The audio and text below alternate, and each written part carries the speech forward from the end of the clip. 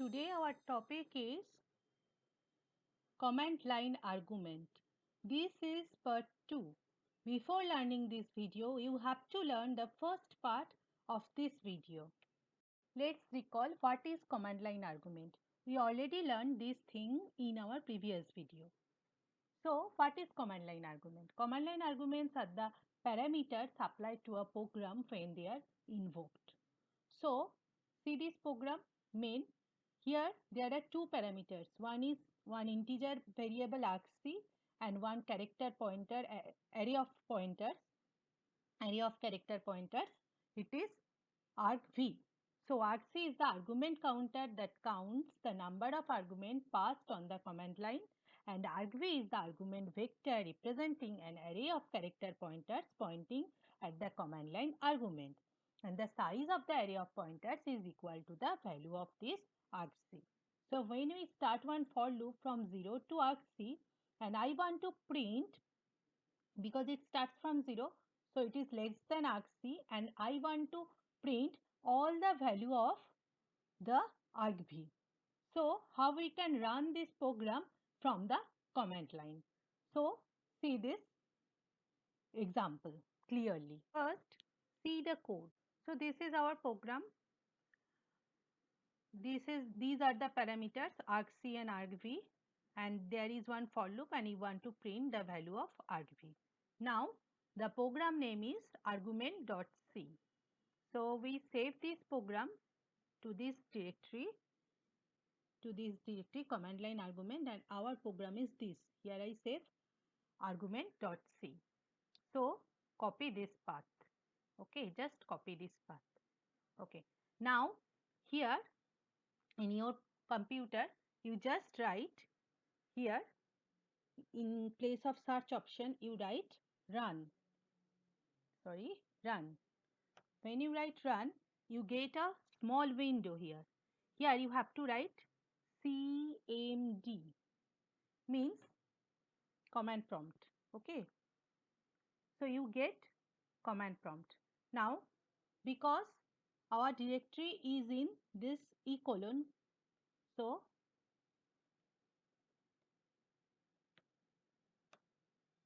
go to e colon. Now you have to go to this directory command line argument. So just copy this one and go to this directory by writing here cd. Now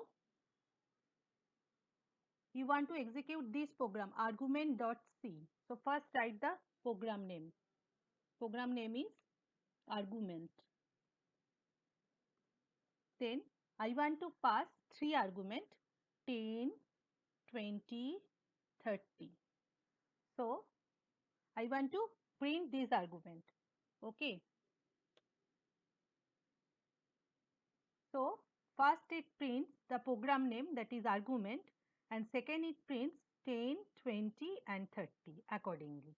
I repeat, first you have to go to that particular directory where you save your program, this program argument.c. Then you have to write the program name. No need to give extension .c. I repeat, no need to give extension .c. Just write the program name and the parameter you want to pass. Here I am passing 11, 22 and 33. So the output is, what is the value of argc now? Argc value is, first the argument name 1, then 11, 2, then 22, 3 and then 33, it is 4. So there are 4 arguments. So this loop will execute 4 times, and this loop, after that we print the value of argv. So argv 0 value is argument, argv 1 value is 11, 2 value is 22 and 3 value is 33. In this way we can pass values through command line arguments. Now a file copy program. We have a program file copy which takes 2 arguments which are file names, where the first file name is the source file and the second file name is the destination file. And this program copies the content of first file in the second file. We already learned this thing in our file handling chapter. But here there is little improvement. Here we can pass the source file and target file name to the function main from the command prompt. See how this program works. We already learned the use of the function fgetC, which reads character from a file, and its counterpart is a function called fputC, which writes characters to a file. We can copy the contents of one file into another. So this program takes the contents of a text file and copies them into another text file character by character. But here we have to pass file name from the command prompt. So in main there are two arguments. One is int argc, one integer variable argc, and one character pointer array, that is argv. Now there are two pointers. One is fc, another is ft. Fc is the source file pointer and ft is the target file pointer. Source file pointer means from which file you want to copy, and target file means where you want to copy. So this is the pointer. Fs holds the address of that file structure, that is the source file, and ft holds that address of that file structure, that is the target file. Now whenever we pass on the arguments to main, it is a good habit to check whether the correct number of arguments have been passed on to the main or not. Here there are three arguments. First is this file which we are writing, this .c file, and second is the file, that is the source file, and third is the file, that is the target file. So there are three arguments. So if argc not equals to 3, then we can say that there is insufficient argument. So stop your program or come out your program. Otherwise, first you have to open the source file from where you want to copy. So say the source file name is pr1.txt. You want to copy from the source file, so you can open it in read mode. So it is pr1.txt r mode. So you have to write pr1.txt and r, and using fopen function you have to open the file. You can also write fopen equals to fs equals to fopen argv1r. Means what? Argv1 means what? Argv1 means the source file. argv2 means the target file. So argv0 means this C file. I repeat, argv0 means this C file which we are writing. argv1 means the source file and argv2 means the target file. So you can give the source file name. Also you can write argv1. So you have to write fs equals to fopen argv1r, or you can write fopen pr1.txt r. So if fs returns null, then we can say can't open the source file, then exit. Otherwise, you have to open the target file. Target file means where you want to copy. So it is argv2 and you have to open it in W mode. Or you can write also the target file name. Say the target file name is pr2.txt. Actually, I want to copy the content of pr1.txt to the file pr2.txt. So you have to open pr2.txt in W mode.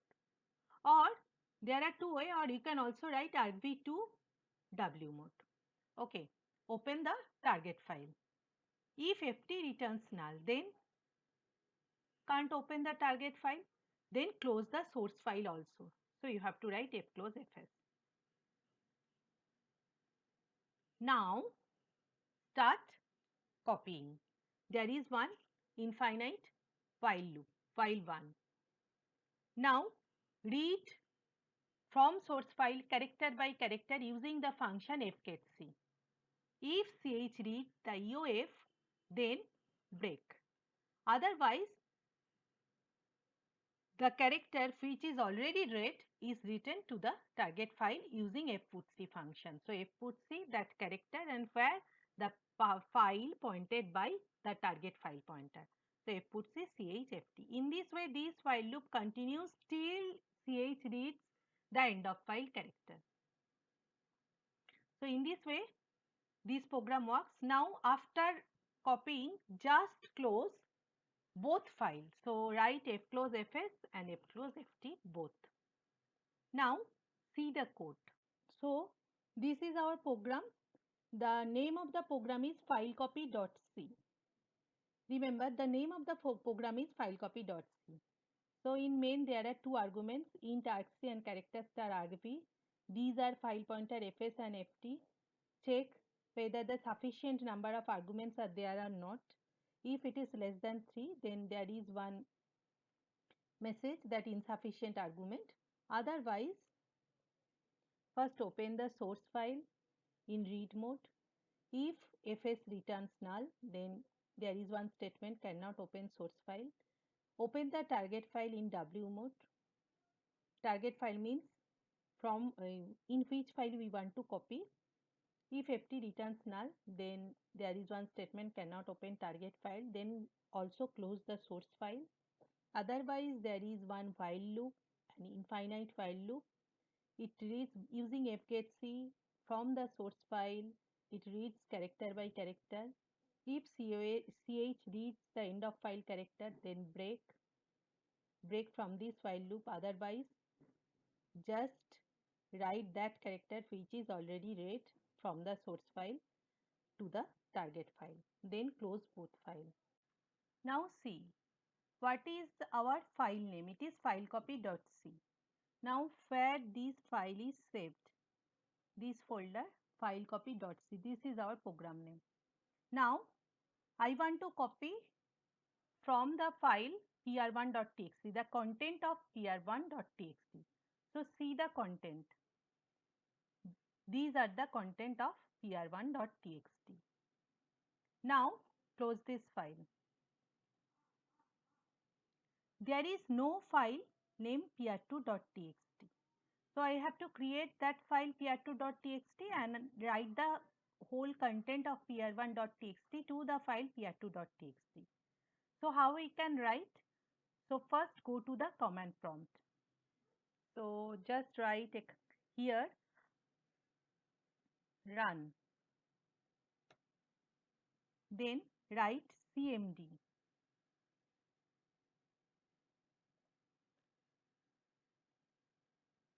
Now this is your command prompt. Here this file is in, this folder is in e colon. So go to e colon first.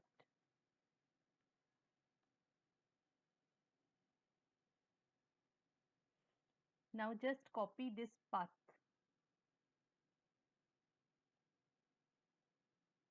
Paste it here. Go to that directory.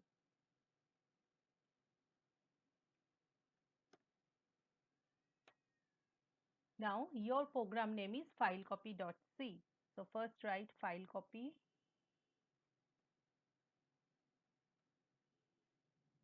No need to give extension. So what is your source file name?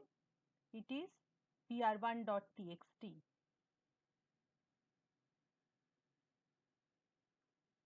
What is your target file name? It is pr2.txt. Okay, press enter. See here, just pr2.txt is created. When I press enter, at that moment pr2.txt is created. Again I delete this file. See here, again I want to create. Just give the same command. Just see here, no file name pr2.txt. When I am pressing enter, see here pr2.txt is created. Now see the content of pr2.txt and pr1.txt. So this is pr1.txt and this is pr2.txt. Both are same. In this way, you can copy the content of one text file to another text file using file copy program, but you have to pass the name of the file from the command prompt. Now revise the whole thing. The arguments that we pass on to main at the command prompt are called command line arguments. The function main can have two arguments named as argc and argv. Out of this, argv is an array of pointers to string and argc is an int whose value is equal to the number of strings to which argv points.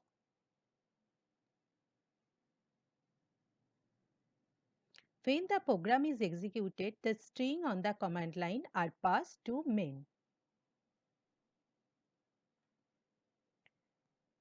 The string at the command line are stored in memory and address of the first string is stored in argv0, address of the second string is stored in argv1 and so on. The argument argc is set to the number of string given on the command line. Okay, for example, in our program, if at the command prompt we give this file copy pr1.txt, pr2.txt, where pr1.txt is the source file name and pr2.txt is the target file name, then here the value of argc is 3. argv0 would contain the base address of the string file copy. argv1 would contain base address of the string pr1.txt and argv2 would contain base address of the string pr2.txt. So what is its utility? There is no need to recompile the program every time we want to use this utility, first of all. Second is, once an executable file is created, nobody with malicious intentions can tamper your source code program. And third one is, we are able to pass source file name and target file name to the function main. This is your assignment number 10. Try to solve this program and feel free to ask any question. For getting more and more updates, please subscribe my channel. For getting more and more updates, please subscribe my channel. That's all for today. Thank you.